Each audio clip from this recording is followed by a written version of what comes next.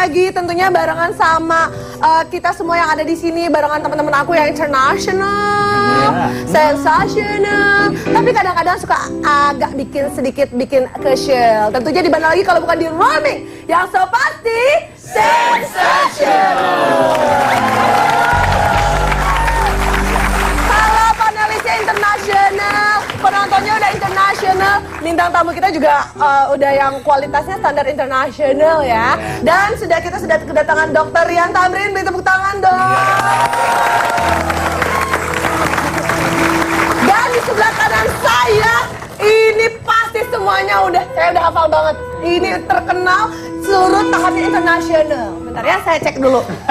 Oh, kita udah kedatangan Kibrana.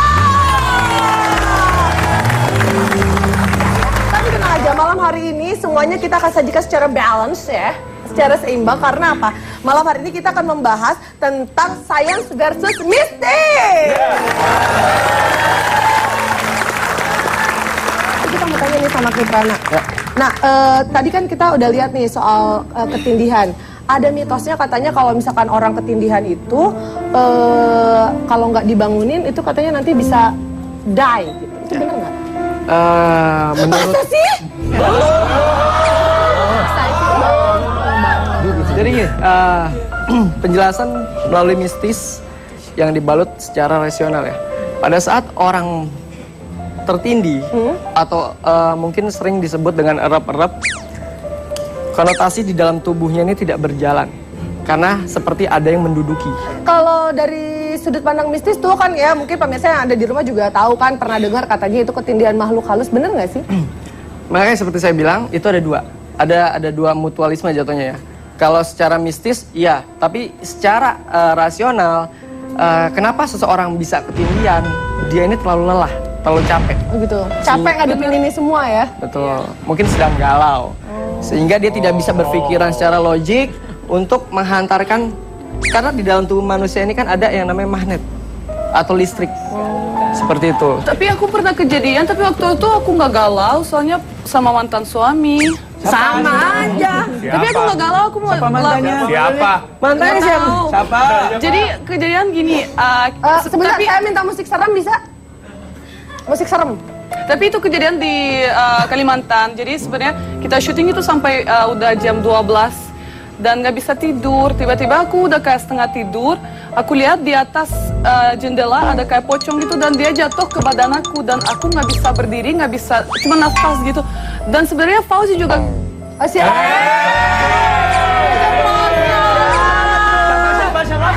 Mantan saya juga kena gitu. Oh yang itu ya, yang kembar ya? Oh mantan Jelota, Fauzi Fauzan ya? Jadi dia juga kena dan dia juga nggak bisa apa-apa dan dia bilang dia sebenarnya cuma denger tadi saya minta tahu kayak help me, dia cuma denger itu. Tapi dia juga nggak bisa apa-apa. Kenapa bisa dua orang juga kena gitu ya? Nah, kalau berdasarkan cerita Calota, ini berdasarkan cerita mistis atau ketindihan yang memang dihasilkan oleh makhluk-makhluk astral. Nah, pada saat seseorang ingin tidur, makanya diharuskan kalau misalkan yang beragama Muslim, wudhu terlebih dahulu, lalu tidur membacakan ayat kursi, Al-Ikhlas, terus Al-Fatihah, baru dia tidur untuk menghindari sosok-sosok astral yang akan mencoba mendekati. Karena pada saat seseorang itu tidur, hilang kesadarannya untuk beberapa saat, sehingga spirit yang di dalam diri seseorang itu akan terbang. Ya, kalau di Jepang Itu pernah? namanya kanashibari ya. Kanashibari? Iya, dalam bahasa Jepangnya kanashibari. Ya, teman saya ada di Iwate. Dia lagi tidur, terbangun tengah malam, tapi dia nggak bisa bergerak. Tiba-tiba tubuh ditarik dan tiba-tiba dia ada di sungai, terus tenggelam. Hah? Iya. Tubuh ditarik? Iya, tubuh ditarik. Itu Tapi dia nggak bisa- beritanya beneran atau cuman cerita doang? Berita beneran dari teman saya. Tapi Hiro pernah ditarik? Saya enggak. Kok enggak sih, tarik dong? Enggak ada yang tarik. Enggak ada yang tarik. Bang! Sedih sekali. Enggak, sebentar. Setan aja kan yang mau narik ya? Coba Hiro, terus itu teman kamu sendiri, tapi akhirnya Iya. dia gimana? Dia akhirnya kalau tenggelam nggak bisa nafas dan hampir mati, dia tiba-tiba sadar lagi di atas kasur.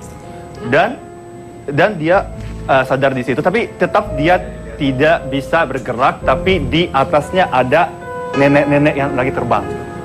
Oke, baik, ini ternyata kita juga tim dari teman-teman dari roaming juga sudah mencari tahu. Ternyata kita sudah menemukan ada ini adalah ada video tentang tutorial bagaimana merasakan sleep paralysis secara ilmiah. Kita lihat, mungkin pemirsa ada yang penasaran daripada malam minggu nggak kemana-mana sendirian, mungkin mau cobain ini di rumah, silahkan. Ini dia, kita lihat.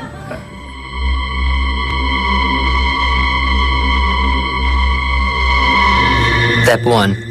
You must be very tired and ready to go to sleep. Step 2. Set your alarm clock to wake you up in 2 hours. Step 3. Go to sleep.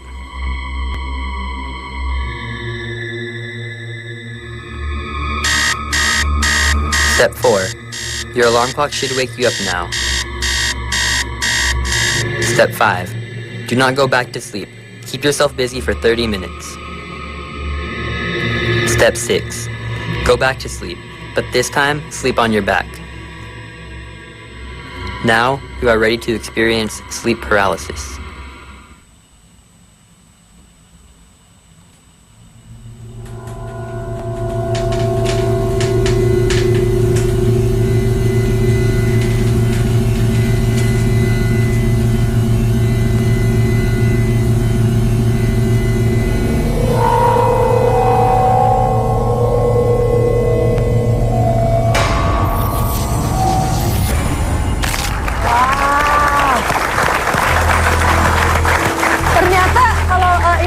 Sleep paralysis gitu bisa dicoba juga ya, ada tekniknya ya dokter ya.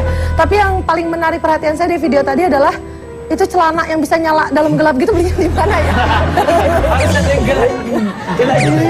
Oh, bagus gitu ya kayaknya. Kalau nggak ada celana gitu nggak bisa. Iya, lumayan kan buat ini coloran gitu kan, buat kalau lari malam-malam gitu. Oke, nah pemirsa tadi kita udah tanya nih dari sudut pandang mistis ya sama Kriprana, dan sekarang kita mau tanya nih, apakah hal-hal tersebut bisa dijelaskan secara ilmiah sama dokter Ria? Iya, untuk sleep paralysis atau sleep paralysis ini di dunia kedokteran ini termasuk dalam salah satu gangguan tidur.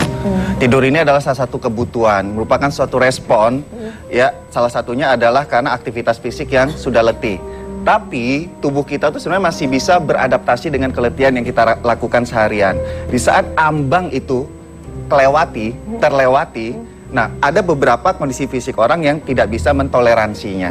Nah, jadi dari beberapa jurnal mengatakan penyebab salah satunya adalah letih yang berlebihan dalam jangka waktu beberapa hari. Letih fisik dan juga letih pikiran. Mungkin Senglota waktu itu belum sampai ke letih pikiran ya. Mungkin. Justru mungkin fisiknya sih nggak seberapa, pikirannya yang udah capek banget kayaknya. Nah, jadi gini, kita bicara masalah fase tidur dulu. Tidur tuh ada fase-fasenya. Tahap 1, 2, 3, 4. Tahap pertama kita kayak baru yang otak tuh masih jalan, fisik masih bisa digerak-gerakin. Masuk ke tahap kedua itu sudah mulai cukup dalam. Fase ketiga itu sudah sangat dalam. Fase keempat ini adalah fase mimpi. Fase kebo ya? Fase kebo, fase mimpi. Makanya kita tuh dikasih mimpi setiap bangun tidur. Tapi ada juga yang enggak. Nah, untuk sleep paralysis ini ada yang dilompati, yaitu fase 2 dan 3. Jadi orang yang baru masuk fase 1 langsung fase 4. Dan di saat kita tidur ini kan seharusnya yang istirahat adalah otak dan fisik. Sleep paralysis ini yang bangun adalah otaknya, fisiknya belum. Jadi makanya orang dengan halusinasi atau apa dan susah gerakin badan. Karena sebenarnya secara fase gelombang otak badannya belum bangun. Belum sinkron Belum gitu sinkron. ya. Oke. Nah, ada nggak sih kira-kira dok caranya supaya kita bisa tidurnya tuh lebih berkualitas gitu, jangan sampai kayak gitu? Ya, suasana hati tenang, suasana kamar juga tenang, dalam arti tenang sesuai dengan yang punya kamar ya. Kemudian yang ketiga adalah kasurnya yang nyaman, bukan yang harus mahal. Spraynya juga harus diperhatiin. Baju untuk kita tidur juga harus diperhatiin. Makanya kan ada yang jual baju tidur sama baju main kan? Ya, beda ya. Nah, itu juga membawa nuansa tersendiri untuk pikiran di otak maupun pikiran hati. Akhirnya kita siap untuk Makanya istirahat. Hiro tuh, jadi harus sesuai kalau mau tidur itu jangan pakai daster mamah ya. Nggak boleh ya? Jangan dong, Nggak jadi boleh, susah tidurnya. Nggak boleh? Iya, tapi pemirsa jangan langsung dipraktekin dulu karena kita nanti masih akan banyak yang kita bahas. Yang satu ini tetap di roaming, so pasti sensation. Diva tuh. Kami bersama